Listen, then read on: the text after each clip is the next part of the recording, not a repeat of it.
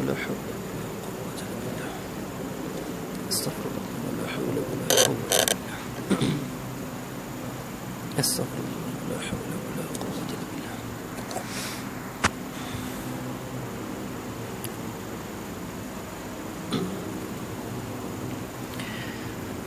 السلام عليكم ورحمة الله وبركاته. الحمد لله رب العالمين والعاقبة للمتقين ولا عدوان إلا على الظالمين. أشهد أن لا إله إلا الله وحده لا شريك له وأشهد أن محمدا عبده ورسوله. اللهم صل وسلم وبارك على سيدنا محمد وعلى آله وأصحابه أجمعين. قال رب اشرح لي صدري ويسر لي أمري واحلل عقدة من لساني يفقه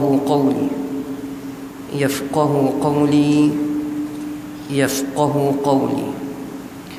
اللهم يا معلم إبراهيم الحكمة علمنا ويا مفهم سليمان فهمنا. Tuan-tuan dan puan-puan, muslimin dan muslimat, mukminin mukminat, rahimakumullah ta'ala ajma'in. Mudah-mudahan Allah Subhanahu wa ta'ala sentiasa melimpahkan rahmatnya dan juga mengurniakan berkat yang luas dan banyak kepada kita di atas kesungguhan dan keikhlasan kita untuk terus berada bersama dengan saf-saf jamaah orang-orang Islam menunaikan ibadah secara jamaah, sama ada ibadah yang wajib maupun yang sunnah. Kita doakan sama-sama supaya Allah Subhanahu wa ta'ala menerima amalan tadi dan juga amalan yang akan datang, yang kita akan buat nanti, diterima sebagai amalan-amalan saleh, diterima oleh Allah Subhanahu wa ta'ala, dilipat gandakan ganjarannya, dan seterusnya kita berjaya sebagai hamba Allah Subhanahu wa ta'ala daripada dunia sampai akhirat. Kita selalu dengan imam kita baca doa firman Allah dalam suratul Baqarah. A'udzu billahi minasyaitonir rajim. Rabbana atina fid dunya hasanah wa fil akhirati hasanatan wa qina adzabannar. Shadaqallahul azim. Wahai Tuhan kami, berikanlah, kurniakan kepada kami kebaikan di dunia dan juga kebaikan di akhirat, dan jauhkanlah kami, selamatkanlah kami daripada azab api neraka. Dalam tafsir Dr. Wahbah Az-Zuhaili, tafsir Al-Munir fil Aqidah wa Syariah, beliau mentafsirkan apa yang disebut sebagai hasanah fid dunya, kebaikan di dunia, yang mana kebaikan di dunia itu merujuk kepada yang pertamanya kesihatan tubuh badan, yang keduanya rezeki yang mencukupi, yang ketiganya dapat pasangan yang saleh ataupun yang salihah, yang keempatnya berbentuk kebaikan di dunia apabila dapat anak-anak yang saleh ataupun anak-anak yang salihah, dan juga yang kelima disebut wal fawzu 'alal adu, menang dalam pertarungan kita dengan musuh. Itu di antara kebaikan di dunia yang Allah Ta'ala boleh bagi pada kita kalau kita sentiasa minta padanya. Sebab itu bila kita doakan doa ini, kita bayangkan mudah-mudahan kita diberikan kesihatan tubuh badan, kemudian dapat rezeki yang mencukupi, kemudian dapat pasangan yang baik, anak-anak yang saleh dan salihah. Begitu juga dengan kemenangan kita dalam pertempuran kita dengan musuh kita, musuh yang kita nampak dan juga yang kita tak nampak. Syaitan aduna al-mubin. Syaitan disebut dalam Al-Quran sebagai musuh kita yang nyata, tapi kita tak nampak dia, tapi Allah tabalkan dia sebagai musuh yang nyata. Maka dia juga termasuk dalam musuh kita, walaupun kita tak nampak dia. Kita mohon pada Allah supaya kita menang dalam pertarungan dan pertemuan kita dengan dia. Kemudian disebut, kita doakan juga berkaitan dengan wa fil akhirati hasanah, mendapat kebaikan di akhirat. Apa dia kebaikan di akhirat? Yang tadi disebutkan kebaikan di dunia 5 maupun lebih pada tu. Dalam tafsiran yang lain lebih pada 5 disebut tentang kebaikan dunia. Tetapi bila mentafsirkan, Dr. Wahbah mentafsirkan yang kata hasanah fil akhirah, kebaikan di akhirat, disebut satu yang disebut, iaitulah disebut berjaya dapat pahala, amalan diterima. Berjaya dapat pahala, yakni amalan kita diterima. Kerana di akhirat Allah akan balas dengan apa yang kita buat dulu di dunia. Kalau amalan yang kita buat itu ditolak, mardud, ditolak oleh Allah, maka kita akan pergi bertemu dengan Allah pada hari kiamat dalam keadaan kosong, dalam keadaan muflis, tak bawa apa-apa. Walaupun di dunia rasa banyak amalan yang kita buat. Sebab itulah perkataan Dr. Wahbah ini, berjaya dapat pahala yang dilakukan di dunia dulu merupakan kejayaan di dunia, kejayaan di akhirat. Kejayaan di akhirat dapat diukur bila kita berjaya dapat pahala amalan di dunia. Maknanya ramai orang hari ini diberikan pintu, diberikan keluasan untuk buat amalan. Diluaskan babul a'mal, pintu untuk melakukan amalan cukup luas. Tetapi ditutup rapat babul qabul, pintu untuk penerimaan amalan. Ditutup. Kenapa amalan mereka dapat banyak buat? Hari ini ramai orang boleh sedekah, ramai orang boleh pergi haji dan umrah berkali-kali, boleh buat macam-macam dengan rezeki yang Allah Ta'ala beri pada mereka banyak. Maknanya diberikan pintu untuk melakukan amalan cukup banyak. Tetapi takut-takut, dalam masa yang sama duk buat amalan itu, patut ada rasa takutlah amalan itu tak diterima. Maka kita kena cek kenapa amalan itu tak diterima. Maka dibahaskan lagi di antara sebab, penyebab yang menyebabkan amalan tak diterima. Yang pertama, bila buat dalam keadaan akidah tak benar. Buat satu amalan dalam keadaan akidah tak benar, masih lagi mengharapkan bantuan selain daripada Allah Ta'ala, ataupun buat dalam keadaan syirik. Yang kedua, tidak ikhlas, buat nak tunjuk ke orang. Dan yang ketiganya, buat dalam keadaan dia ni, bila dia yang pertama dia tak akidah tak benar, tidak ikhlas. Yang ketiga, tak ikut syariat. Dia buat ikut nafsu dia, tak ikut syariat, maka amalan tak diterima. Dan yang terakhir kita minta dalam doa itu, waqina azabannar, dan selamatkan kami daripada api neraka. Yang ni yang kita duk minta selalu.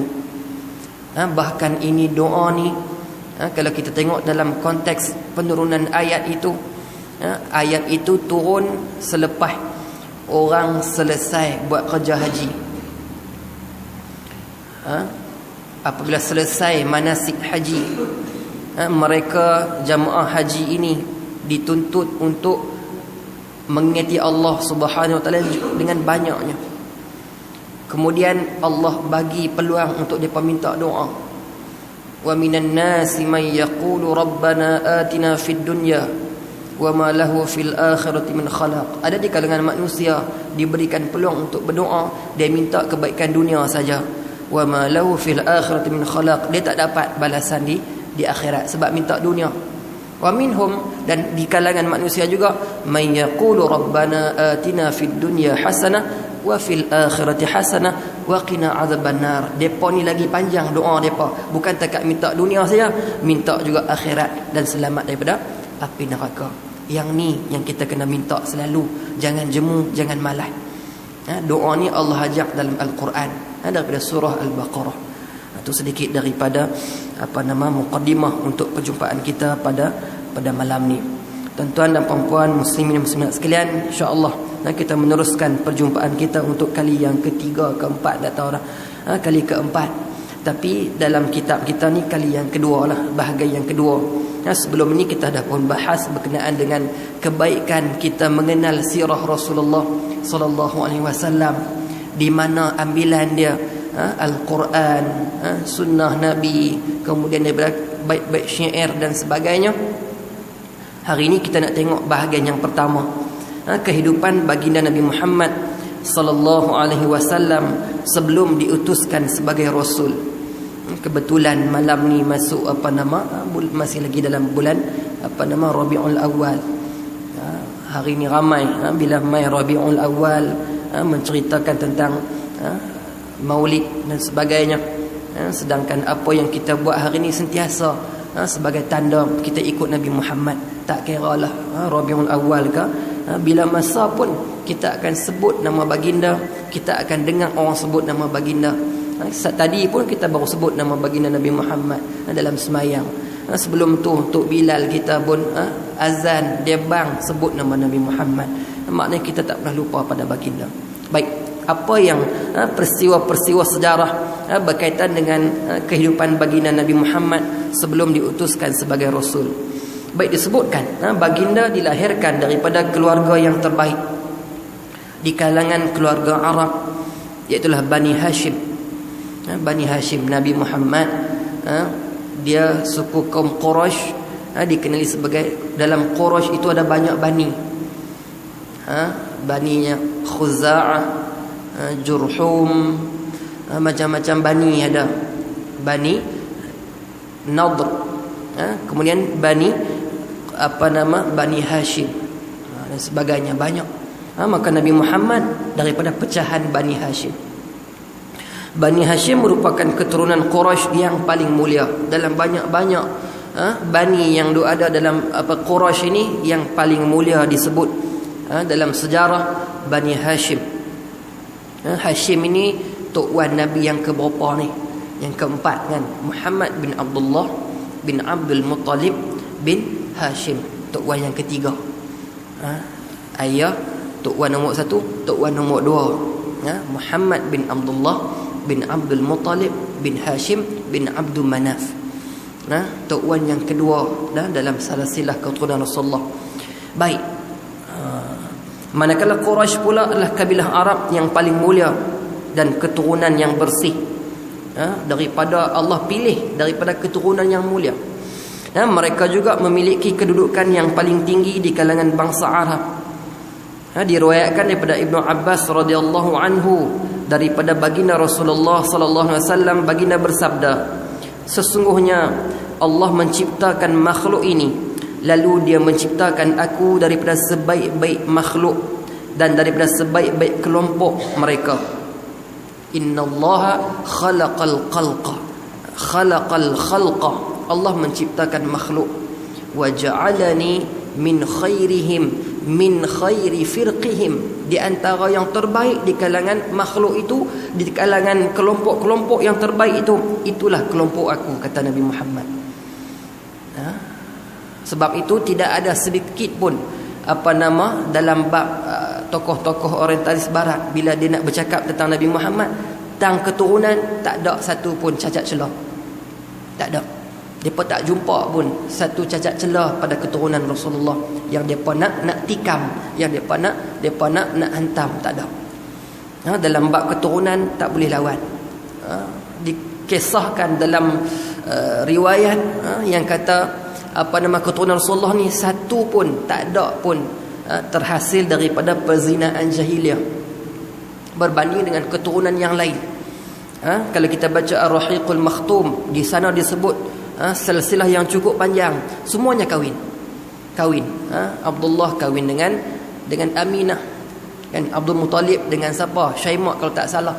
Hashim, kahwin dengan Salmi, orang Madinah. Rasulullah ada adik-beradik belah Madinah, sebab tu tak susah bila pi hijrah. Maknanya semuanya daripada perkahwinan, tidak ada daripada sebarang perzinaan jahiliah. Allah muliakan keturunan Nabi Muhammad sallallahu alaihi wasallam. Baik, seterusnya baginda membesar sebagai anak yatim. Walaupun Allah pilih daripada kalangan keturunan yang baik-baik, yang mulia-mulia, Allah Ta'ala takdirkan baginda sebagai anak yatim. Bila kata anak yatim ni, dalam syariat kita, anak yatim ialah anak yang kematian bapa. Sebab itu tuan-tuan, kalau ada di kalangan ahli komuniti kita ni yang masih lagi belum baligh, umur dia tak kira lah dia tu lelaki ke perempuan, yang belum baligh, yang kematian bapa dia, itu adalah anak yatim. Yang kematian mak lain, tak nama anak yatim. Tapi kalau mati dua-dua, bahasa Melayu kita kata anak yatim piatu.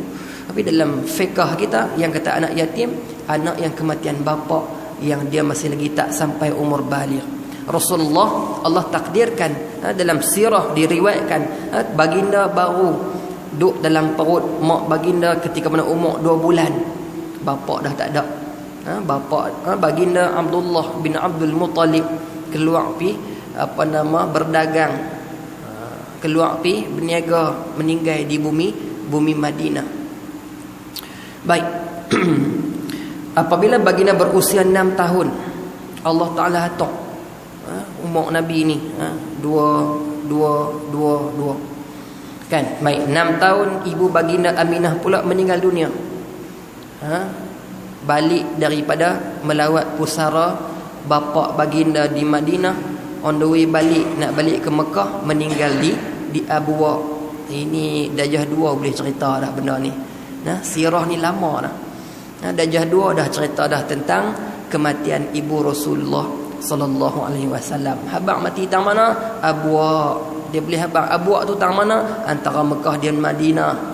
Budak-budak kita boleh jawab benda ni. Kita nak mengulang balik dah. Baik, selepas itu baginda dipelihara oleh datuk. Mak baginda meninggal umur 6 tahun. Kemudian dipelihara 2 tahun oleh tok wan baginda yang nama Abdul Muttalib. Berumur sampai umur 8 tahun, datuk pula meninggal. Abdul Muttalib meninggal. Dipelihara pula oleh Abu Talib. Tuan-tuan, cerita tentang Bani Hashim tadi ni. Hashim asal tu bukan nama dia Hashim. Hashim ni adalah sebagai gelaran sahaja. Nama asal dia Amru. Kenapa dipanggil Hashim? Hashim ini diasaskan, digelar dengan Hashim kerana kepintaran dia, bijaksana dia, orang yang ada yang pandai mengolah makanan, dia ada inovasi. Hashim ini diberikan tanggungjawab untuk jaga bagi makan orang mai haji. Sebelum ni bagi minum air, bagi makan roti lagu tu ya. Hashim dia buat inovasi baru. Yang kata Hashim ni nama dia Amru, dia pecah-pecahkan roti, dia buat bubuk. Maka buat syair lah, daripada roti engkau pecah-pecahkan. Hashim tu maksud dia pecah, pemecah. Hari ni ada kawan-kawan kita nama Hashim kan, ambil sepenuh nama Tok Wan Nabi. Tengok pada makna, maksud dia pemecah. Dia memecahkan roti, dia buat bubuk dan sebagainya. Inovasi tu orang panggil dia Hashim. Baguslah, hebatlah. Baik, Abdul Muttalib Tok Wan Nabi bela Nabi sampai umur 8 tahun. Kemudian lepas tu meninggal, diberikan pula kepada Abu Talib. Dalam sejarah meriwayatkan bahawa Abu Talib ni bukannya orang senang. Anak dia sendiri pun dia bagi orang lain belah. Yang kata Abu Talib ni bukannya senang, tapi kenapa Abdul Muttalib percaya pada dia? Di kalangan anak Abdul Muttalib, Al-Abbas paling kaya. Ranking top 10 di bumi Mekah yang kaya tu Al-Abbas, duduk nombor 3 kalau tak salah. Kaya, tapi tak bagi kat dia. Tok Wan Nabi tak bagi dekat Al-Abbas, sedangkan dia kaya. Al-Abbas pula dia bela anak Abdul Muttalib, anak Abu Talib. Sayyidina Ali dibela oleh Al-Abbas. Ja'far dibela oleh Al-Abbas. Tapi dia ambil yang kata Muhammad itu, diambil untuk dia bela kerana kepercayaan tok wan Nabi. Abu Talib seorang bapa yang cukup penyayang, yang dia nak ambil ni anak yatim, ambil mai kat dia walaupun dia susah. Maka Allah ajar juga rupanya, kalau Allah letakkan Nabi Muhammad dengan Al-Abbas yang kaya, relax relax. Tapi Nabi daripada kecil sampai dewasa sentiasa berusaha. Bila duduk dengan bapa saudara yang tak kaya, yang susah, baginda bantu pak saudara bekerja, berniaga dan sebagainya. Sebab tu dia sebut Rasulullah menghabiskan, tak payah nak cerita tentang menghabiskan 4 tahun pertama di padang pasir perkembangan Bani Sa'ad tu semua clear.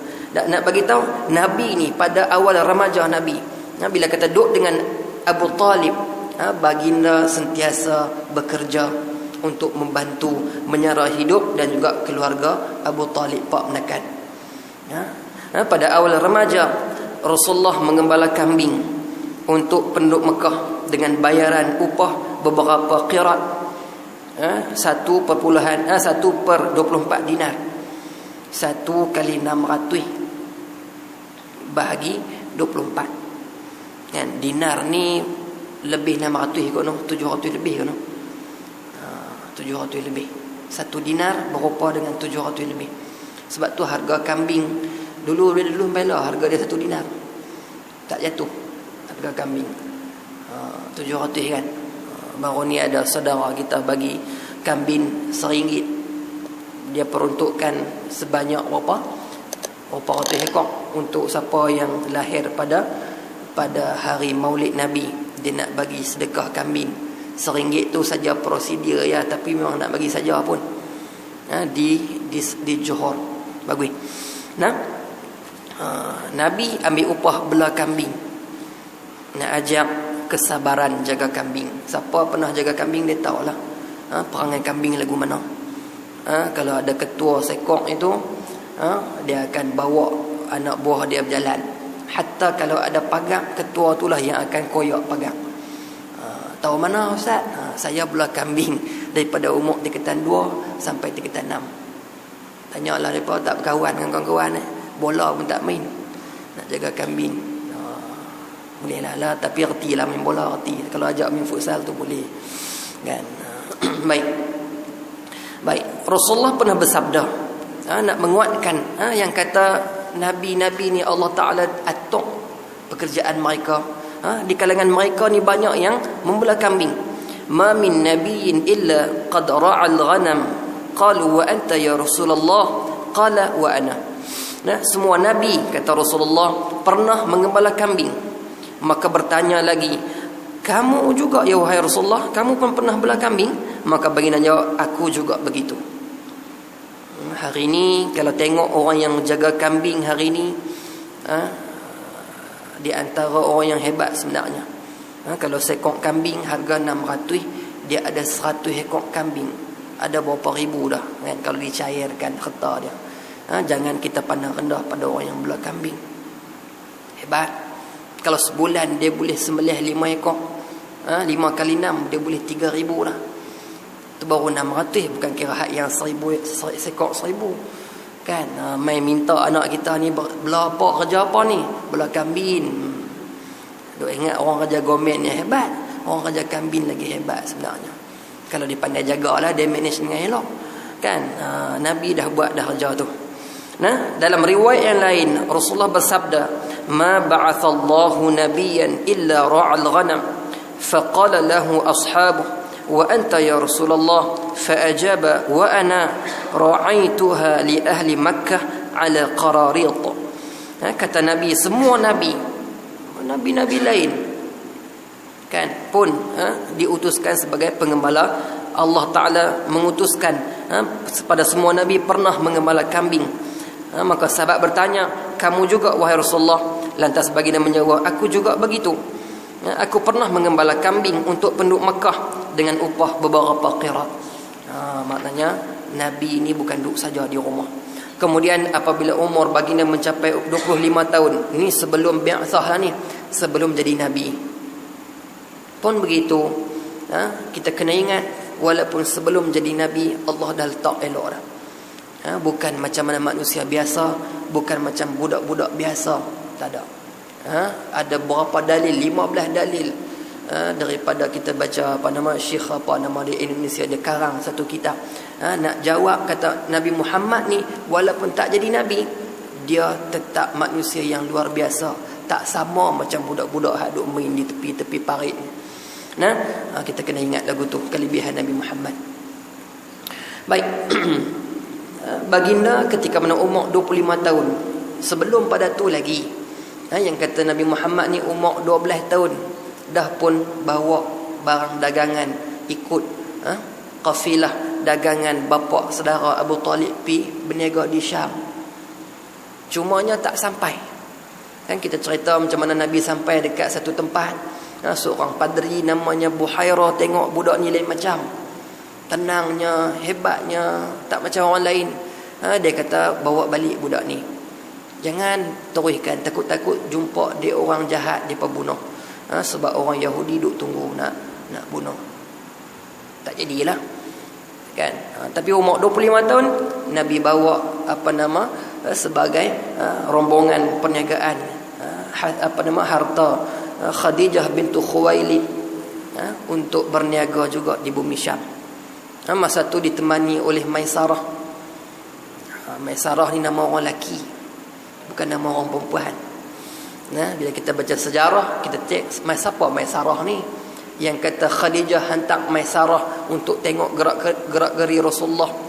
Ketika banyak perjalanan nak pergi berniaga, ketika berniaga balik, Maisarah akan bagi laporan pada Khadijah tentang akhlak Rasulullah sampai dia berkenan.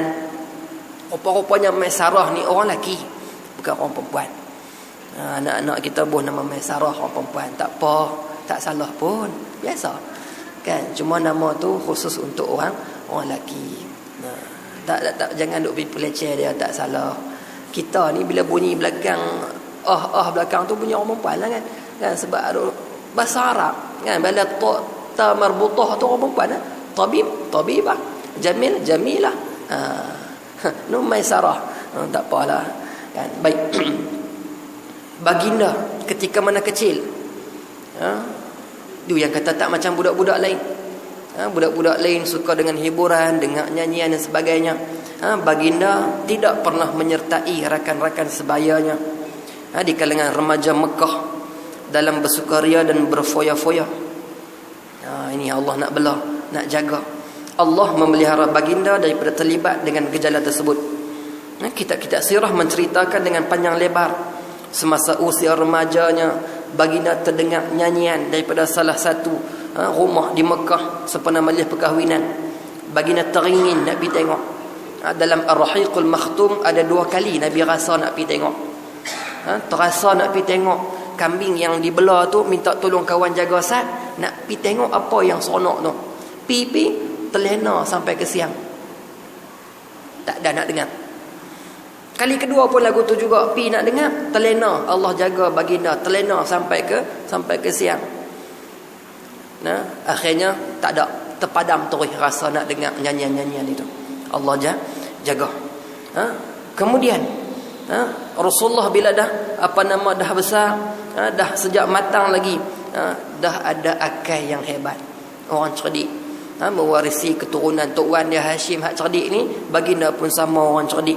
Ketika mana peristiwa banjir besar berlaku di sekitar kota Makkah, runtuh Kaabah, kemudian bukan dekat runtuh, Hajarul Aswad pun berterabur. Maka pakat duk keli macam mana ni, siapa nak letak? Bani ni kata depa layak, Bani Makhzun dia kata layak, Bani apa lagi, Nadr pun layak, semua ada. Semua pakat berkali nak letak, kata kami yang berhak. Tapi akhirnya tak selesai. Bila pasal duk berkali macam tu, depa lantik seorang ketua.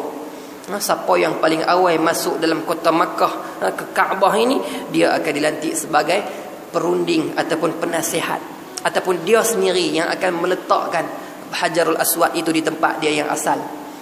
Maka Nabi orang pertama masuk, maka baginda ditabalkan sebagai ketua, maka Nabi kata tak apa, Nabi keluarkan kain baginda, diletakkan Hajarul Aswad di tengah-tengah. Semua empat menyuruh tu dipegang oleh ketua-ketua kabilah yang ada, Makhzunnya, Nadrnya, apa lagi saya lupa lagi dua. Kan ni silibus darjah apa ni, darjah 3 kot. Darjah 3. No, anak kita darjah 3 balik tanya, depa ingat lagi. Nah. Baik. Bila dah macam tu semua angkat, puas hati, maka Nabi akan letak balik di tempat asal dia. Puas hati dengan cadangan yang bernas daripada baginda Rasulullah sallallahu alaihi wasallam. Kemudian baginda juga ketika mana kecilnya, ketika remajanya, ketika sampai bila-bila pun dikenali sebagai orang yang paling jujur dalam kaum keluarga ataupun dalam kaum masyarakat masa tu, sehingga digelarkan sebagai Al-Amin. Tuan-tuan kena ingat, gelaran Al-Amin itu diberikan sebelum jadi Nabi. Sebelum jadi Rasul, Nabi dah digelar sebagai Al-Amin, orang muda yang paling beramanah dalam masyarakat masa tu. Semua barang orang mai bagi kat baginda untuk jaga, simpan.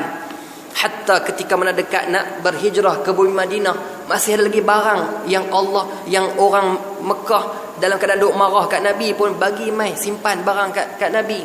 Sampai Nabi pesan pada Sayyidina Ali kata, pi bagi balik barang-barang ni kat orang lain. Bagi kat tuannya balik. Punyalah hebatnya Rasulullah, terkenal dengan jujur dan amanah. Kemudian baginda bermusafir daripada Mekah sebanyak 2 kali. Tadi ni lah cerita bawa pi rombongan dagangan. Kemudian Nabi sebelum diutuskan, kita habis bab ni, bagi habis bang. Senang. Sebelum diutuskan jadi Nabi, Allah Ta'ala memberikan satu perasaan yang lain pada baginda. Dikatakan 3 tahun sebelum jadi Nabi, umur 37, duk rasa nak duk sorang-sorang. Duk ulang alik daripada kota Mekah naik pi ke Gua Hira. Pi Gua Hira. Lebih kurang 5 kilometer. 5 kilometer daripada kota Mekah nak pi ke Gua Hira tu, Bukit Jabal Nur. Bukit Nur itu 5 kilometer. Daripada situ naik ke atas 25 meter. Nampak macam rendah 25 meter kan. Surau kita ni pun ada 4 meter dah, tinggi 5 meter. Kali 5 lagi kan. Rabat lah tinggi ya. 25 meter ke atas. 25 meter ke atas. Maknanya 0.4 kilometer. Tak jauh kat yang tinggi dia. Naik rabat tu. Baik, di sana baginda sentiasa beribadah kepada Allah, mengikut ibadah agama Nabi Ibrahim, cara yang diajak oleh Nabi Ibrahim. Semayangnya 2 kan. Sehinggalah bertemu dengan malaikat Jibril, mendapat wahyu pada umur baginda ke 40, umur yang 40 tahun. Baik, kita tengok apa pengajaran daripada bab yang pertama ni. Pengajaran dan pedoman yang kita boleh ambil daripada apa yang saya sebut tadi ni lah. Baik, daripada kisah di atas, pengkaji akan mendapati beberapa pengajaran dan kesimpulan seperti berikut. Yang pertama, ingat, sekiranya pendakwah kepada Allah Subhanahu wa taala ataupun pengislah berada di kedudukan yang mulia di kalangan masyarakat, orang ramai akan tertarik untuk mendengar seruannya. Maknanya dia kena jaga diri dia, penampilan diri dia, keluarga dia dan sebagainya untuk mudah tarik orang. Kalau dia sendiri pun tak terurus, keluarga pun tak terurus, macam mana dia nak ajak pada orang lain ikut dia?